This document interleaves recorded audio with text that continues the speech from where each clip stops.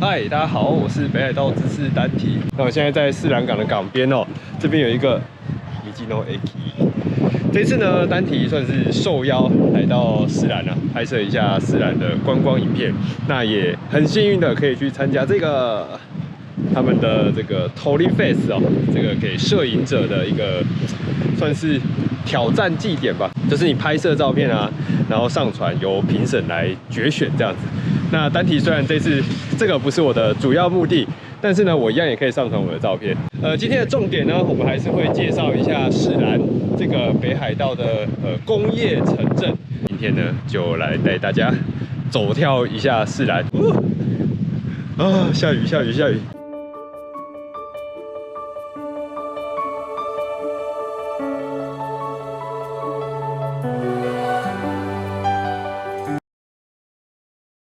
虽然单体刚刚很嗨的说完了一串，但其实内心是有点彷徨的。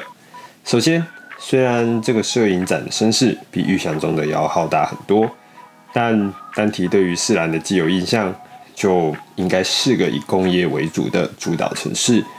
说到观光，可以说是百鸟大桥走一遭，然后嘛，就没有然后了。再来，这雨也真的是不小啊！虽然身为一个北海道人，不带伞也是很正常的，但这位录影情男直到今天才发现，人可以泳，但相机不能湿啊！无奈之下，还是先踏进路边古色古香的日式吃茶店，多多雨也重新的整理一下思路。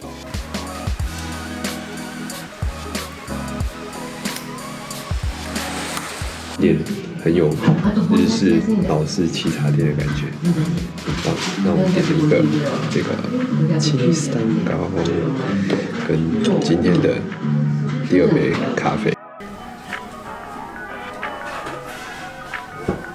好像很久没有踏进这么有年代感的吃茶店了。吃着很有时代味的起司蛋糕，啜上一口炭烧的风味。看着雨天街上稀疏的人，很神奇的，好像突然有了点灵感。何不由吃的地方开始着手呢？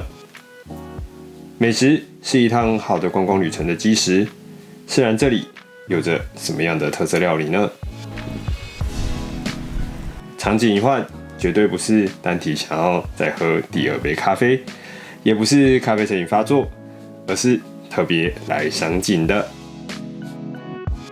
这间咖啡屋位于士兰港边，几乎就在悬崖上，远处可以眺望百鸟大桥，近处还有几座岛屿。拿起观光资讯，仔细端倪，其中一座比较大的名为大黑岛，虽然是无人岛，但对摄影者来说似乎是个宝地。这次 Tori Fest 的行程中，好像也有前往这个岛的特殊 cos。看着看着，好像开始有点旅行探索的味道了。果然，美食就是开启每趟旅程最好的钥匙呢。大致有了个方向，配合着天气预报与手中的一些观光资讯，看来今天应该会有个热血的士兰之夜。而在夜晚降临之前，先来品尝一下士兰的特色美食，填饱一下肚子。好，士兰名物之一啊，就是 Yakitori。等一下我们进去看一下。我们来到了士兰的居酒屋街。说到士兰的在地料理，一个是名字很神奇，另一个则是组合很神奇。大家也不妨想象一下，究竟是些什么呢？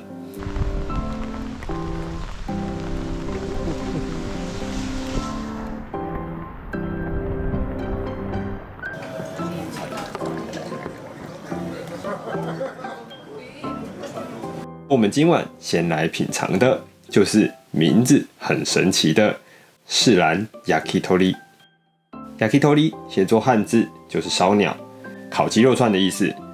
但在士兰，神奇的就是 Yakitori 烤的竟然不是鸡，而是猪。据说这个原因是当时在昭和的年代，猪的价格以及取得难易度，在北海道都比鸡要低上不少，所以呢，他们就用猪来鱼目混。好好说话，其实就只是用猪来取代鸡作为串烧的主题啦。这在现今的居酒屋其实也不是什么特殊的事，毕竟串烧的种类本来就已经五花八门，但也许在那个时代有着一些特殊的坚持，或者有一说是猪比鸡更容易填饱这些工人们的肚子，所以才会让使用猪肉的yakitori一路的流传至今。士兰yakitori有2个特色，第一个它不是用鸡肉，这是猪肉；第二个呢，就是正常来说这边会用葱嘛，会用大葱，它不是用葱，它是用洋葱。另外还会附上黄芥末的蘸酱，这据说也是因为当时北海道在洋葱的取得上更为简易。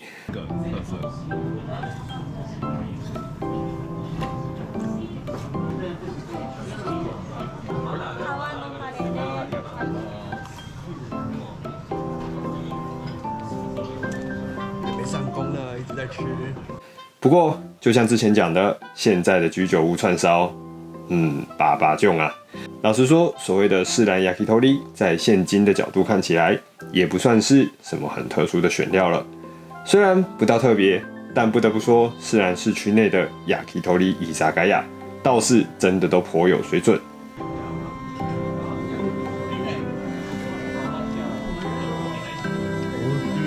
不论是烤、串、调味，都是恰到好处。如果不是因为工作，也许单体就在这啤酒一杯接一杯，串烧一支接一支了吧。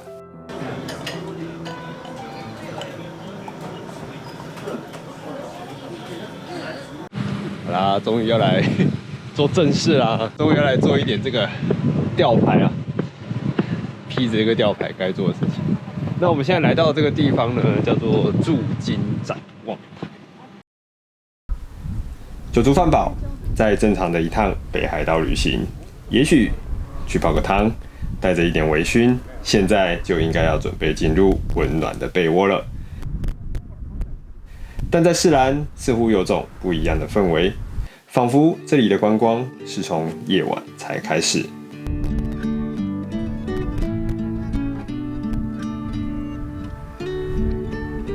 下午还在倾盆大雨的时候，通过Tori-Face的工作人员以及这次随行人员的一些解说，单体已经大致的了解到，士兰的夜晚对于摄影爱好者来说，绝对是个不可多得的宝物库。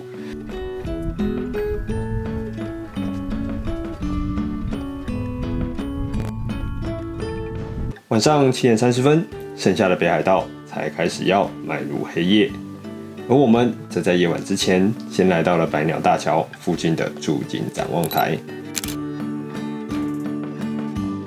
这个展望台不但是同时欣赏士兰百鸟大桥本体与下桥匝道的最佳地点，还可以看到 ENEOS 士兰制造所在夜晚作业时的点点灯火，应该是士兰市内最有名的夜景展望民所，而且停车空间很大。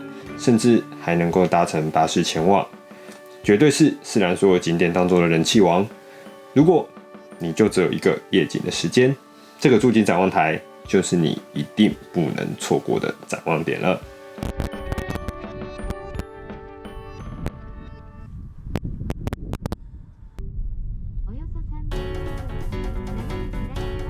离开了筑金展望台，一路沿着蜿蜒小路，在士兰的黑夜中穿梭。我们下一站来到了士兰非常有名的测量山。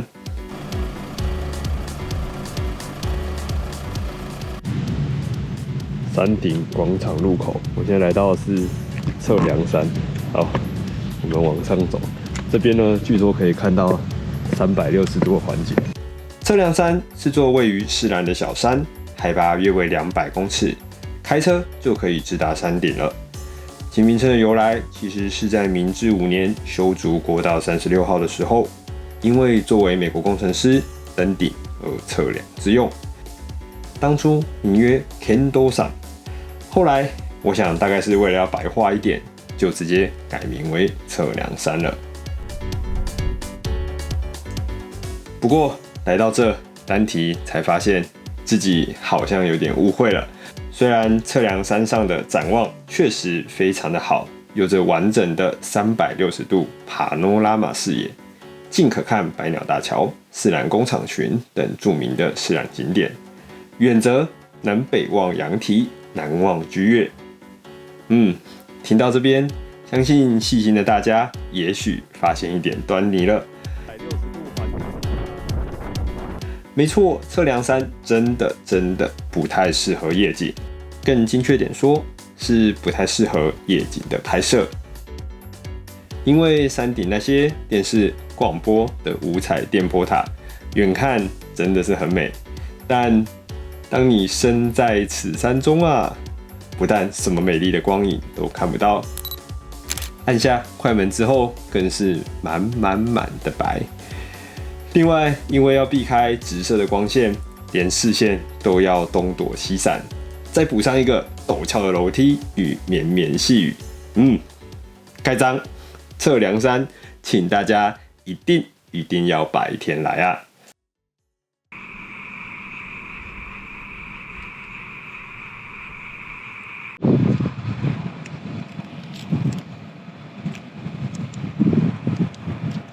好，那丹提啊，现在来到今天夜景巡回的最后一站。驱车驶离了有点让人失望的测量山，我们依循着在地人的建议，前往士兰著名的工厂夜景拍摄点曹建公园。大概拍到的点应该是空包啊。大家听名字就知道，这个公园应该是让人看海潮的。但我想，也许是偶然有只大炮，大概也是跟丹提一样对测量山遗憾的人吧。失望过后，难免的想听听海哭的声音。歪打正着的，就发现了这里如同电玩世界般的魔幻光景。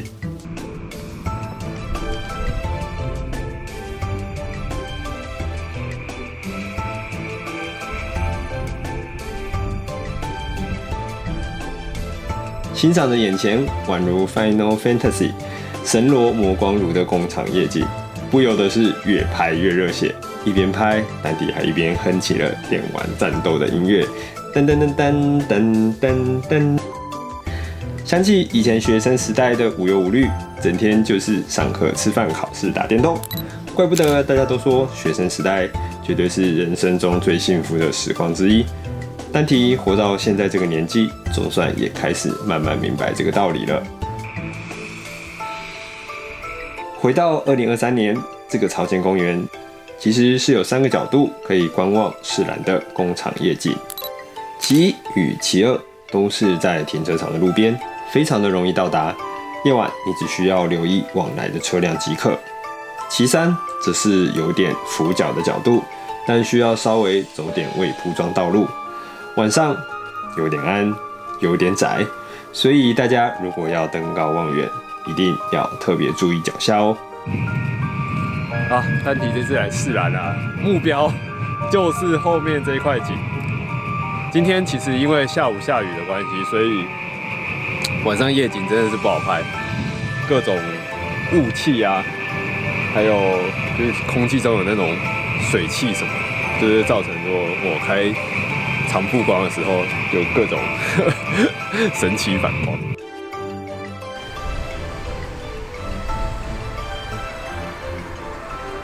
走完了3个预定的夜景点，丹提说实在还有点意犹未尽。发现一个好像不错的地方哦，我们这边就去看看吧。这边好像是一个什么展望公园的样子，大家看，有一个很长的阶梯。前面介绍的3个地方基本上都算是俯视的视野，而如果想要仰望百鸟大桥的宏伟，那这个百鸟大桥展望台，顾名思义就是不能错过的地方了。它的入口有点像开到人家公司里面，但不用担心，直直的开进去便是。不久后就会看到隐藏在桥墩下的简易停车场，停好车，步上陡峭的阶梯，呈现出的就是与驻金展望台完全不同风格的百鸟大桥。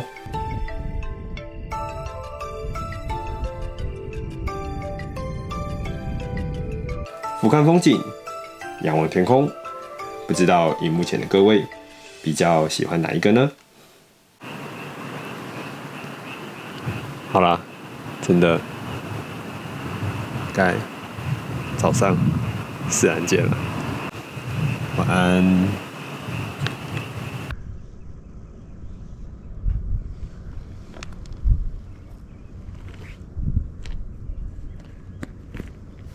前晚几乎算是个不眠之夜。其实除了影片中有拍摄出来的地方之外，单体为了找寻拍测量山五色电波塔的点，还到处走走晃晃了不少地方。如果是平常大半夜的还在街上闲晃，应该有很高几率会被当成呼吸音响。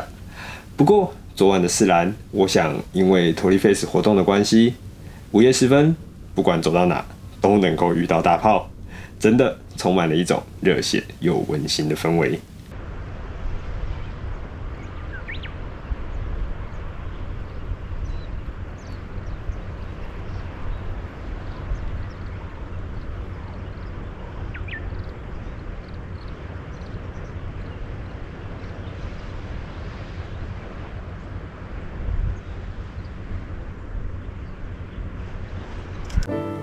而小睡了一阵，起床后突然有种想要在海边吃早餐的心情，在便利商店买了个简单的粮食，就驱车来到了昨晚的草间公园。停下车，听着潮汐，没想到四兰明明就是个工业城市，但竟然还有如此趋近于自然的地方。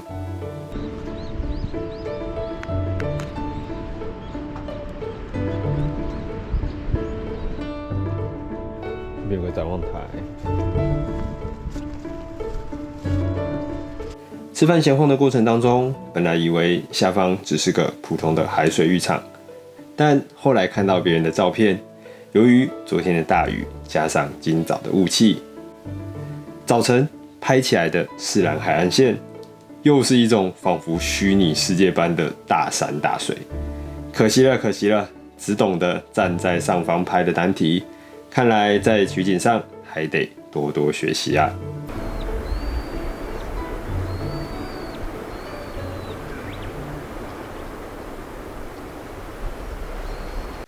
结束了早上的闲晃，今天其实还有个特别的行程，但在出发之前，总是要填饱肚子的，对吧？还记得前面说过的四兰名物吗？一个是名字神奇的 Yakitori， 另一个组合神奇的是什么呢？没错，就是眼前的这碗咖喱拉面。在北海道的拉面种类，大家耳熟能详的就是旭川的 Shoyu、Sapporo 的 Miso 以及韩馆的西欧了吧？但其实有一说，四兰的卡类就是北海道的第4位呢。四兰境内约有50间左右的拉面店，其中有60%的店面都有提供咖喱口味。有趣的是，这个咖喱与单体想象中的日式咖喱完全不同，竟然一定都是会辣的，而且这个辣度，好像不是日本人的辣度呢。其实有一点像是浓稠版的中辣以上糖咖喱。单体第一次品尝，真的超出自己想象。我想，如果有机会冬天造访四兰，在雪地中来上一碗，这个爽感一定是难以言表吧。好，那昨天拍了这么多百鸟大桥啊，今天呢，我们终于要到百鸟大桥上面去了。那我们等一下要去搭船，那这个是救生衣。等一下呢，会到它的一根主塔的下方，然后再上到上面去。补充完肚子与精神力，我们总算是要来聊一下四兰的著名地标百鸟大桥。百鸟大桥隶属于国道37号，全长1380公尺，跨越了士兰港，是东日本最大的吊桥。有2座坐落于人工岛上的巨大主塔，一路由基柱向两旁开展，纯白色的桥身在白天时的日光辉映之下，就如同一只白鸟展翅一般。桥如其名，应该是所有人第一眼看到这座桥梁的感受。而日落之后，迈入黑夜，桥身上透过风力发电的灯光熠熠生辉。昨晚单体已经亲眼目睹它的夜之魔幻，今早我们就要从不同的角度来看看这座东日本最大的钢骨吊桥。在滑雪以外的期间，竟然要戴上安全帽，等一下应该就是要上到这个上面去了，不知道上面可以拍到什么样的风景。登上海面上的人工岛，搭乘工业电梯上到主塔，这种听起来很酷，但好像有一点不太观光的行程。单体当初是没想过，还真的有啊。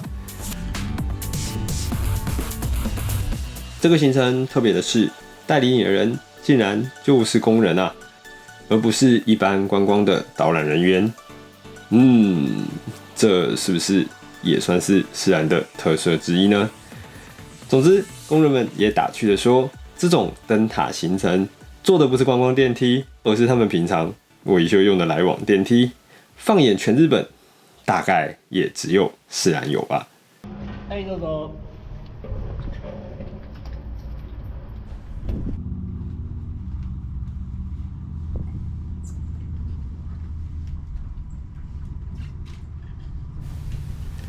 登上主塔，向塔外望去，来往的车辆行走于繁忙的桥面，一根根钢骨结构交错其中。这个视角总觉得好像不太真实，但又说不太出原因。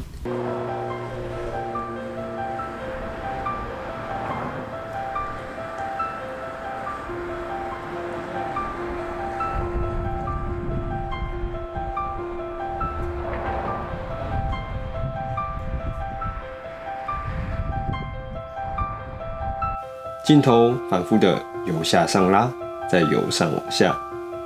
灵光一闪，对了，原来这就是鸟的视野吧。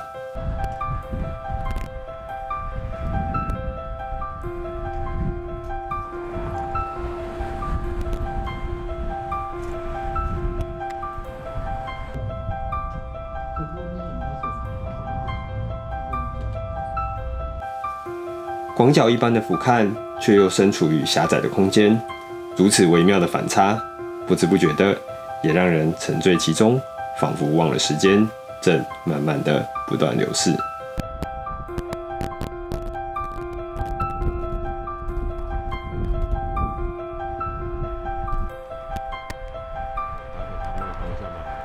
可以看到昭和新山。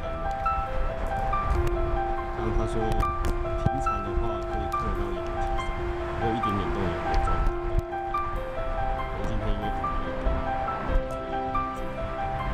然后他说下雪的时候，因为11月过后就不能看，所以如果想要看雪的话，10月底、11月初运气好的话，可以看到皮上白雪的百鸟大桥。差不多到时间了，呼唤的声音将丹提从飞翔的思绪中拉回现实。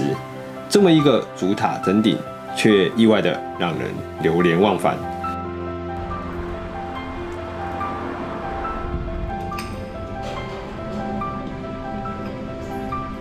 重新再站上海拔0的人工岛面，坐上小船。意想之外，可以说是丹提这次造访士兰最深刻的感受。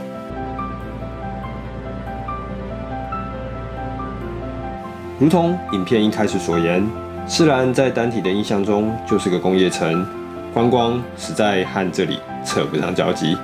但这次造访，意料之外的摄影展规模，意料之外的热血之夜，意料之外的特殊行程。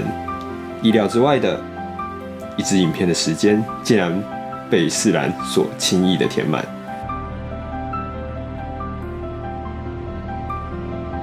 没错，世兰如同之床，也还有着充满着自然风味的八景，但碍于时间，真的是放不下了。单体之后会用别的方式呈现给荧幕前的你。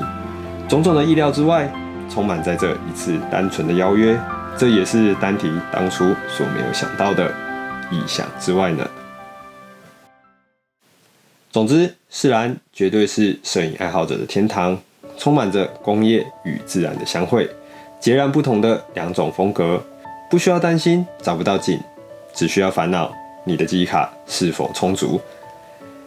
世兰对于一般人来说，也足以花上1天半至2天的时间，好好的感受白鸟大桥、测量山展望、地球甲、海鸟与八景间独特的地形景观。如果你已经去腻了北海道大众的观光景点，那临近登别与洞爷湖的世兰，相信会是你下一个造访的好去处。好了，那今天的影片就到这里，希望大家会喜欢今天的分享。我是北海道知识单体，那我们就下周影片再见喽，拜拜。